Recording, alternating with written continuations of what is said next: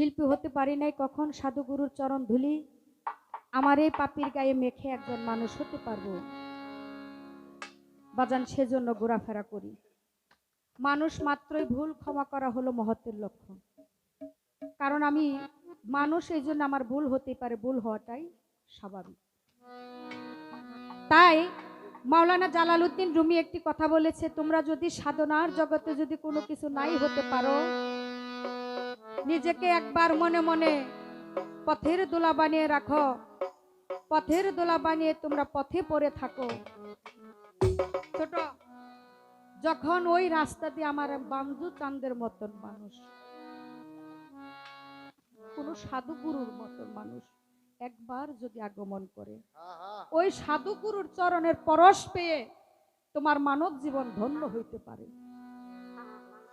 যার নামের আগে হলো পাগল, এই পাগল বিজয় মাওলাকে বলেছে, হেরে মাওলা, তুমি আমাকে আবার এই জগতের বুকে পাঠাবে কিনা, আবার আসতে পারবো কিনা, আর কি দেখা হয় কি না হয়,